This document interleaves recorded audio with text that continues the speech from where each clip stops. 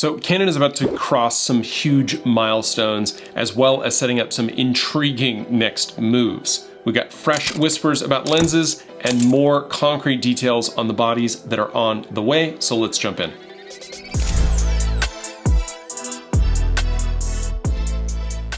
First, I want to talk about a classic that changed camera design from the inside out. This is the Canon AE1 program. I'm bringing it up because next year is the official 50th anniversary of this camera. It came out in 1976, and I'm in the process of doing my deep dive review on this camera. This is mine. I got it from my dad, who used it to take pictures of me as a little baby. This was the first camera that was built around a microprocessor, and that decision kind of reshaped how cameras were designed and manufacturers going forward. Externally, it felt familiar, right? It's light, ergonomic, it's reliable, but internally, it was pretty radical. While the exposure remained analog, the CPU managed timing for the focal plane shutter and closed the aperture for exposure. Canon split the camera into 5 internal modules to enable automated assembly, paired it with a highly automated production line, and the result was that they eliminated 300 parts. They shaved weight, they added features, they improved reliability, and they lowered cost. It also brought future standard ideas mainstream: a detachable power winder, a fully automatic exposure system controlled by the CPU, and construction that was blended with metal and injection molded ABS. This kept weight down, but gave you that metal feel. But there was one fatal flaw. Older electronic flash units often fired at much higher voltages, which was fine for the mechanical contacts of the day. The AE1's trigger was limited, it was much lower, and if you used the wrong flash, you could actually destroy the camera. Now, Canon's own flash systems were compatible, but a lot of others were not. But despite the limitation, the AE1 became a massive success. They marketed it with the "so advanced, so simple" moniker, and it ran for 8 years, and it sold 5.5 million units. A microprocessor and a film camera sounds quaint now, but it actually set the template for everything that followed. So I'm curious, do you have an AE1 sitting around somewhere? I'm very excited for this thing to hit 50 years and to continue working on my long-term deep dive review.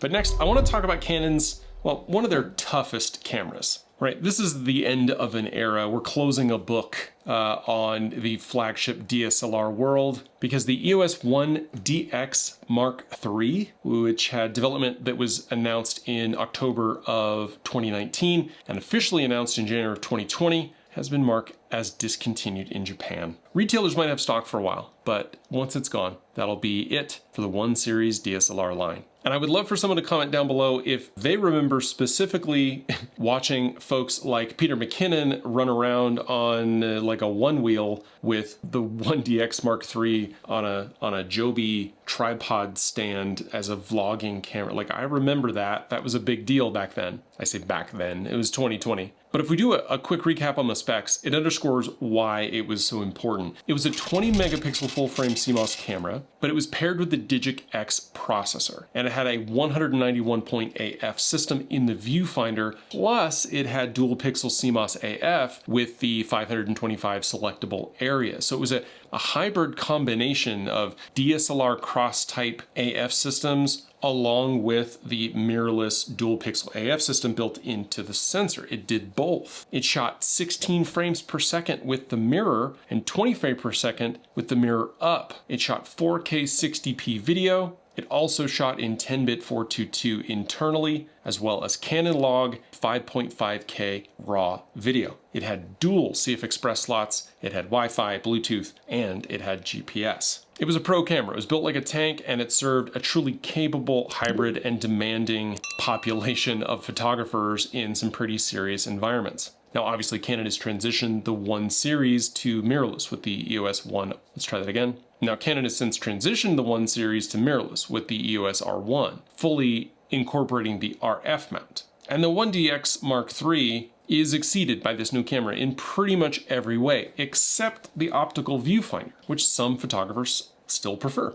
Some users might stick with the 1DX Mark III because of the OVF, because of the battery life. Others likely going to go with the in-body image stabilization, the articulating LCD, the new and improved ergonomics, and all of the other features that come along with the new R1. And actually, the 1DX Mark III didn't get a really long life if you look at it from a 1 Series standpoint, but it made its mark, and this might be your last realistic window to pick one up, at least new, out of remaining stock, if you were ever wanting to have one in your collection. But another update that we're about to see points towards new RF glass, and some of it feels a little unexpected because two unusual lenses have surfaced in a place that you traditionally wouldn't expect, in an event feedback form. Now, according to Canon rumors, attendees spotted references to an RF 45mm f1.2 STM and an RF 20-50 f4 PZ on a Canon event feedback form. Forum posters speculated that both could be full frame since they weren't labeled as RFS, and noted that the non-L f1.2 prime would be an unconventional move for Canon, although they've been adding more and more non-L glass in interesting places. And the 20-50 f4 PZ raises questions about who it would serve relative to the 24-105 f4L, while the 45 f1.2 draws some serious curiosity even from folks who already own the RF 50mm f1.2. And the forum conversation quickly broadened into personal wish lists that include the full gamut of things that you'd expect, including new pancakes, which kind of underscores how diverse RF shooters' needs are. Now, these forum source sightings are in some cases considered user speculation. They're not official announcements that I don't even know if they come up to the level of rumor, but still, the focal lengths and the STM 1.2 prime, that would be an intriguing departure if it ended up materializing. And to my knowledge, we do not have any patents to back that up. But if they do a compact power zoom and a non-L45 at that aperture, I'm curious if anybody would be interested in that. Let me know down in the comments. Next, I want to talk broadly about the expectation for multiple announcements as we head into the end of the year. Wildlife shooters are getting pretty loud about the gaps in Canon's RF lineup, and they're pointing to November as a potential month to watch. And we do have a handful of items that I would say land somewhere between expected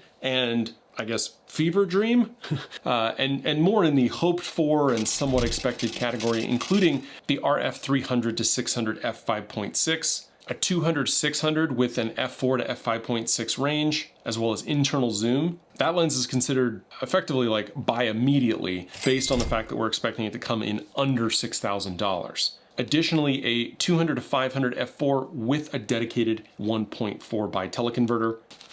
And a number of folks out there in the Canon community, when comparing Canon's offerings to Nikon and Sony, cite lenses like Nikon's 180-600, Sony's 300mm f2.8. They question whether or not Canon's current choices are leaving gaps for folks shooting indoor sports or low light wildlife. So whether we get big updates in November or not, the through line is clear here. Many Canon shooters want high quality tele zooms, faster than the 200-800, but less expensive and not as heavy as the big white teles that we have now. We'll see if Canon can actually answer that call. But next, and continuing to talk about lenses, Canon's hybrid VCM line has continuously gotten bigger over the last year, and it sounds like it's going to get even bigger with 2 more VCM lenses. Now, according to the photoblogger and Canon rumors, Canon is planning to add 2 additional VCM Prime lenses to their lineup. These would be the 6th and 7th in the series after the RF35 f1.4, the 24 f1.4, the 50 1.4,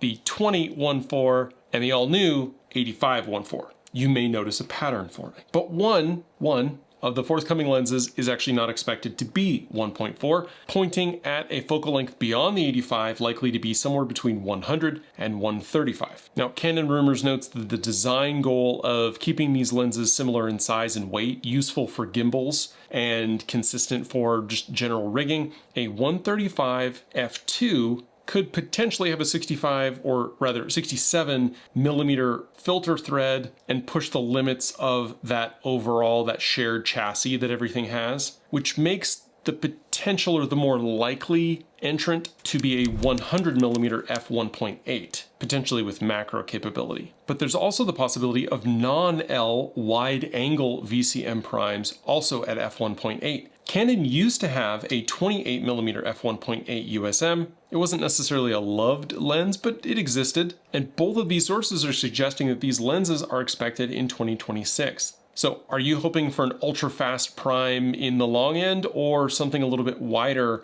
that might be a little bit more affordable? Let me know down in the comments. Because 2 more VCM Primes would definitely round out the consistent hybrid set, especially if Canon can hold the size and weight right where it is. And a 100mm with some macro capability feels practical. Next, let's talk about one of my favorite topics, which is the R6 Mark III, back in the testing loop, sharing more DNA with Canon Cinema EOS cameras. According to Cinema Rumors, there should be a Cinema Rumors. According to Canon Rumors, the R6 Mark III is in the final stages of testing, and they believe that it will use the 32 megapixel sensor that we just saw in the recently announced EOS C50. Now, I feel like I've been saying that for weeks, more than weeks, like a month or two. Now, the C50 isn't slated to ship until December, and the R6 Mark III might not actually be available until Q1 of 2026. And unfortunately, due to all the things, announcement dates and arrival dates continue to be pushed off. But we also have a hint at a new style of full-frame camera coming after the R6 Mark III,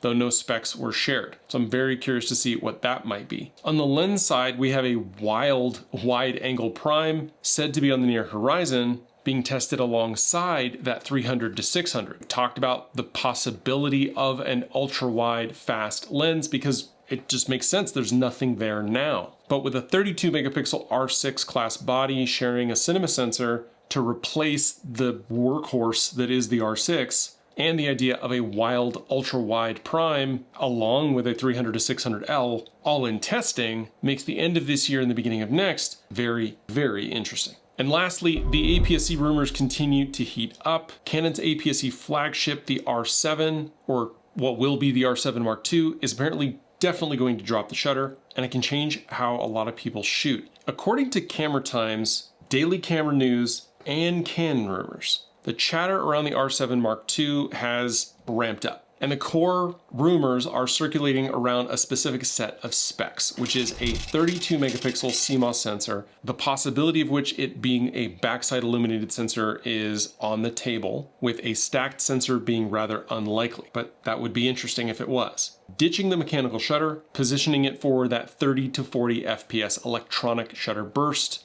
a higher resolution OLED EVF to improve over the current 2.36 million dot EVF, moving it to a 0.9 magnification similar to the R1, which again, the R7, the 7 series traditionally borrows and inherits a lot of its features from the flagship level. And when the R7 came out, we didn't have a flagship. We had the 1DX Mark III, which they've now discontinued. But now we have the R1, we also have the R5 Mark II, and it sounds like it might borrow from that as well, moving the joystick and the scroll wheel to familiar positions as those cameras, potentially even borrowing even the size and some of the layout from the R5 Mark II. Still expecting dual SD card slots, though dual CF Express or CF Express and SD cards have been mentioned. I don't think that's going to be the direction they go. I do think that they'll continue to keep dual SD cards here. And while I do not believe that this camera will have active cooling, I think they're going to reserve that for their larger, higher-end cameras and their cinema cameras. I do think that we're going to get some additional venting and improved cooling opportunities. I definitely expect 6K coming out of this sensor with the Digic X and the Digic accelerator.